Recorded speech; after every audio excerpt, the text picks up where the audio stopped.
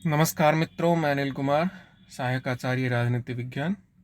आज के इस वीडियो के माध्यम से हम थॉमस हॉब्स के विचारों का अध्ययन करेंगे। थॉमस हॉब्स एक प्रमुख राजनीतिक विचारक हैं जो कि बीए फाइनल के सिलेबस के अंतर्गत आते हैं। पाश्चात्य राजनीतिक विचारकों में उनका महत्वपूर्ण स्थान है और जो समझौतावादी विचारक हैं, उन समझौतावादी विचारकों में थॉमस हॉब्स का नाम अग्रणी है।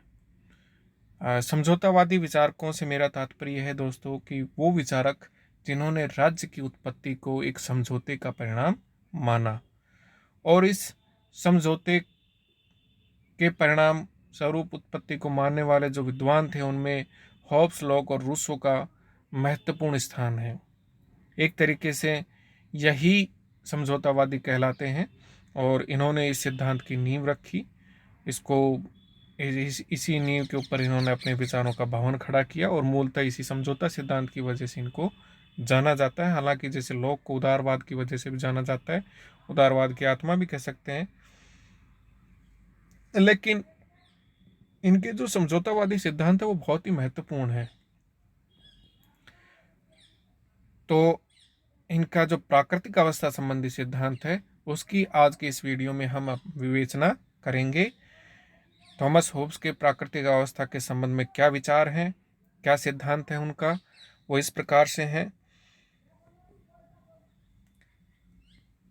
होब्स के अनुसार प्राकृतिक अवस्था एक निरंतर युद्ध की अवस्था थी।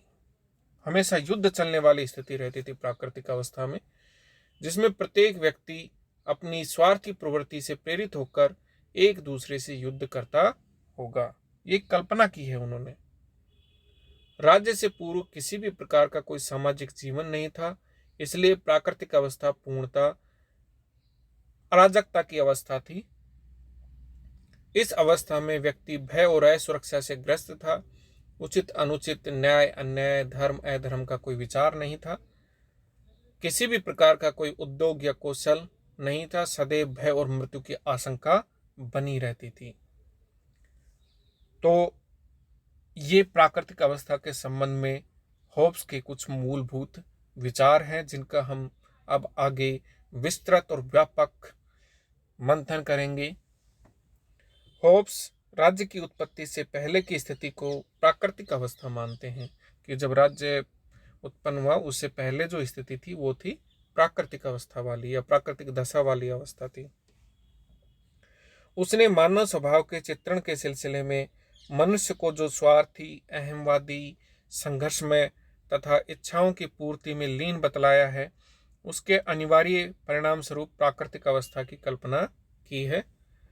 होब्स के अनुसार प्राकृतिक अवस्था सतत युद्ध की अवस्था के अतिरिक्त और कुछ हो ही नहीं सकती, जिसमें प्रत्येक व्यक्ति अपनी स्वार्थी प्रवृत्ति से प्रेरित होकर एक दूसरे से युद्ध करता होगा। राज्य से पूर्व मनुष्य के किसी सामाजिक जीवन की कल्पना होब्स ने नहीं की है, इसलिए सामाजिक नैतिकता से मुक्त व्यक्ति पशुता के ऊपर भला कैसे उठ सकता है। होब्स द्वारा वर्णित प्राकृतिक अवस्था पूर्णतः अराजकता की अवस्था है। यह अवस्था राज्य और उसके बल शक्ति की उत्पत्ति के पूर्व थी। जिसकी लाठी उसकी भैंस का सिद्धांत लागू था।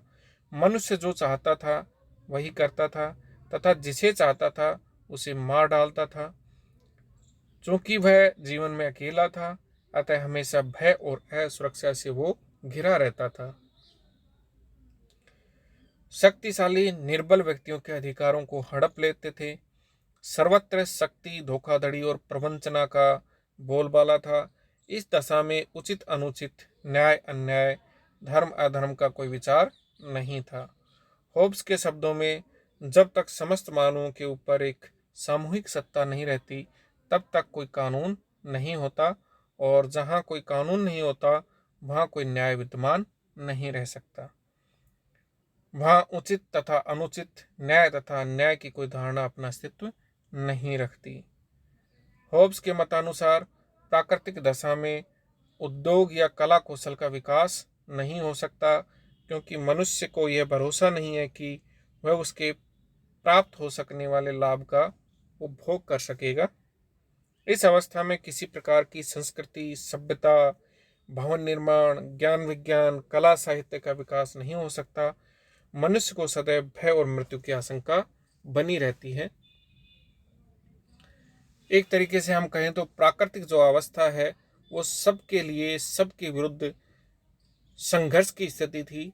इस अवस्था में मनुष्य का जीवन एकाकी, कुत्सित, पशुतुल्य था, छोटा था और उसमें नैतिकता का हमेशा अभाव बना रहता था। व्यक्तिक संपत्ति का इसमें अभाव था। व्यक्ति के पास निजी या स्वयं की कोई संपत्ति नहीं होती थी। किसी भी क्षण कोई शक्तिशाली दूसरे व्यक्ति के जीवन का अंत कर सकता था। तो यहाँ हम थॉमस होब्स की प्राकृतिक अवस्था संबंधी जो विचार हैं उनको एक तरीके से हम मत्स्य न्याय संबंधी विचारों से तुलना कर सकते हैं कि जब राज्य का निर्माण नहीं हुआ था तो प्राकृतिक अवस्था में मत्स्य न्याय विद्यमान था। जैसे समुद्र में बड़ी मछली जो होती है वह छोटी मछली को खा जाती है, सेम वही स्थिति राज्य के संदर्भ में थी। और जो शक्तिशाली लोग थे, ताकतवर बलशाली जो लोग थे, वो कमज़ोर लोगों को खा जाते थे, एक तरीके से उनका नाश कर देते थे। होब्स के अनुसार प्राकृतिक अवस्था में मनुष्य का जीवन, मैंने बताया कि एकाकी था, निर्धन था, पशु के समान था और बहुत छोटा था। वह एकाकी इसलिए होता है कि इस दशा में कोई किसी का अभिभावक नहीं होता, कोई किसी का मित्र नहीं होता, कोई किसी का रक्षक नहीं होता। सब एक दूसरे के शत्रु होते हैं, सब सबके विरुद्ध लड़ते रहते हैं। वाणिज्य, व्यवसाय, कला और उद्योग धंधों का विकास न होने की दृष्टि से इस जीवन में निर्धनता का साम्राज्य था। यह कुत्सित इसलिए था कि इसमें युद्ध, मारकाट, हिंसा और हत्या का बोलबाला था। यह जीवन पशुतुल्य इसलिए था कि मनुष्य आपस में जंगली पशुओं जैसा व्यवहार करते थे।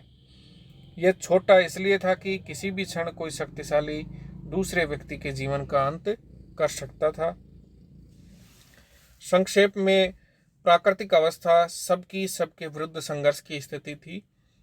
मनुष्य इस अवस्था में नर, पशु और रक्त पिपासु थे, शत्रुओं का दमन करने वाले थे, शक्ति बढ़ाने और यश प्राप्त करने के लिए सब प्रकार की हिंसा और हत्या का अवलंबन करते थे। जीवन अवसादपूर्ण, गतिरोधमय और निस्सार था। हर क्षण कच्चे धागे से लटकती तलवार सिर पर नाचती रहती थी। संक्षेप में होब्स द्वारा वर्णित प्राकृतिक अवस्था की 3 मोटी मोटी विशेषताएं हम देख सकते हैं। वो ये है कि नंबर 1, इसमें नैतिकता का सर्वथा अभाव था तथा सत और असत का कोई विचार नहीं होता था। क्या अच्छा क्या बुरा, इस संबंध में कोई विचार वहां नहीं किया जाता था। इसमें न्याय और अन्याय के विचार का अभाव था। नंबर 3, इस अवस्था में व्यक्तिगत संपत्ति या निजी संपत्ति का भी अभाव था। आलोचना में हम कह सकते हैं कि प्राकृतिक अवस्था के जो ये अंधकार में चित्रण किया गया है, इसका प्रयोजन क्या था, ये समझ से परे है। आलोचकों के अनुसार प्राकृतिक अवस्था की ऐतिहासिकता को लेकर भ्रम उत्पन्न होता है। होब्स ने प्राकृतिक अवस्था के अस्तित्व को ऐतिहासिक प्रमाणों से पुष्ट नहीं किया है। वाहन के अनुसार प्राकृतिक अवस्था का कहीं अस्तित्व भी था, ऐतिहासिक आधार से शून्य है ये। होब्स प्राकृतिक अवस्था की यथार्थता में विश्वास करता हुआ दृष्टिगोचर होता है, तथापि इसकी ऐतिहासिकता के बारे में अधिक जोर नहीं देता। एक स्थान पर तो वह स्वयं ही यह स्वीकार करता है कि कोई समय ऐसा नहीं था जब मनुष्य एक दूसरे के साथ युद्ध की स्थिति में न रहा हो। वास्तविकता तो यह है कि प्राकृतिक अवस्था के चित्रण में होब्स का प्रयोजन विश्लेषण था, इतिहास नहीं। इतिहास से उसका विशेष संबंध नहीं था। वह मनुष्य की स्वभावजन्य स्थिति का विश्लेषण मात्र करना चाहता था।